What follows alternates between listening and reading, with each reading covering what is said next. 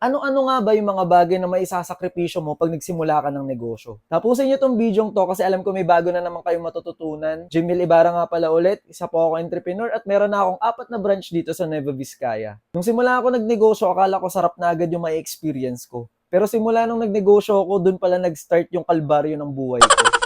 Naalala ko dati nung unang nagnenegosyo ako, sumasama ako sa mga mentor ko na maraming bisyo. Dota, Lakwatsa, yun yung mga ginagawa namin at yun yung input namin. Tapos tinignan ko yung resulta, negative. Walang nangyayari. Kaya doon ako napaisip na kailangan may isakripisyo ako. Sa unang kabanata ng pagnenegosyo ko, sobrang dami kong nasacrifice. Unang-una yung birthday ng mga mahal ko sa buhay, reunion, Pasko, New Year, even birthday ko, tinatabla ko. Hindi ko pinupuntahan, sinasabihan ako dati, pangit na yung ugali ko kasi hindi na ako sumasama sa kanila. Almost ilang taon ko din binild yun. Pero simula nung sineryoso ko yung pagnenegosyo ko, dun na nagbago lahat. Tapos nung nakuha ko na yung tamang sistema, tsaka ako bumalik sa kanila at dun nila mas naintindihan yung ginagawa ko dati. Akala nila nagbago na ako, sinira ko na yung buhay ko, ayoko na sa kanila. Pero hindi nila alam, binild ko yung empire ko. And simula nung naging okay na ang lahat, everyday pwedeng Pasko, everyday pwedeng New Year, everyday pwedeng birthday. Kaya sabi ko dati, buti na lang pala trinabaho ko, buti na lang pala nagsakripisyo ako.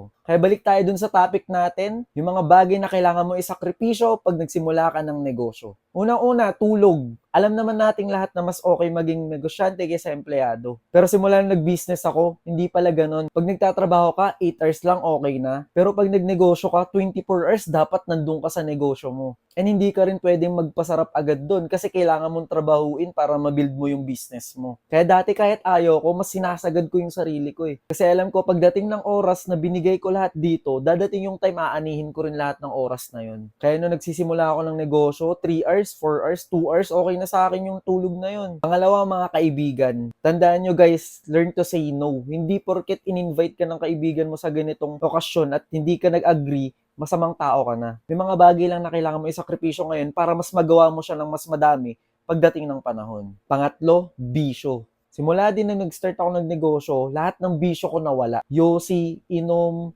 Dota, ML, inalis ko lahat yon. Kasi kesa mapunta yung oras ko sa paglalaan dun sa mga bagay na yun, pinunta ko na lang sa pagpapalago ng negosyo ko. And last but not the least, special event.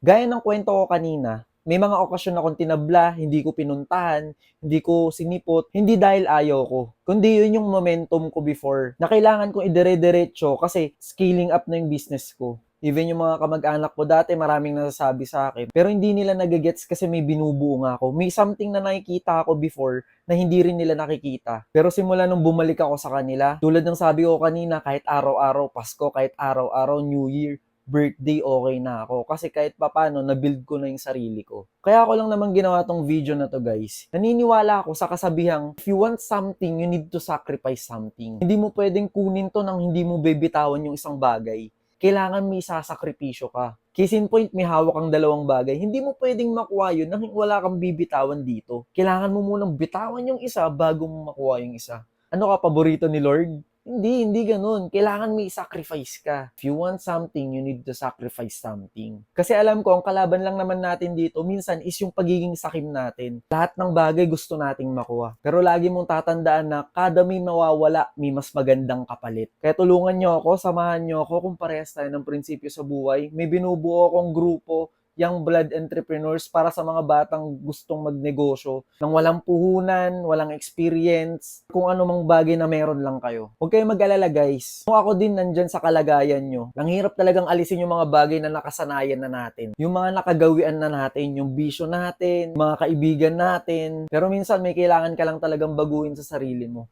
May kailangan ka lang sakripisyo. Pero hindi ko sinasabing alisin nyo siya sa buhay nyo, guys. Sa umpisa lang. Kasi pag okay na kayo, mas marami na kayong oras na mabibigay, perang mabibigay, kahit karunungan, pwede nyo na rin maibigay sa kanila. Kaya nagpapasalamat ako before na buti pala na sakripisyo ko yun. Na kailangan ko palang masakripisyo yung mga yun. Kasi dadating yung time, aanihin ko rin pala lahat yun. At kung ikaw natapos mo tong video to, salamat, alam ko may bago ka na namang natutunan. Kung gusto nyo may itanong pa sa akin, comment nyo lang dyan sa comment box natin. Siya nga pala guys, release na yung new clothing natin, MB Clothing, One Tomoe.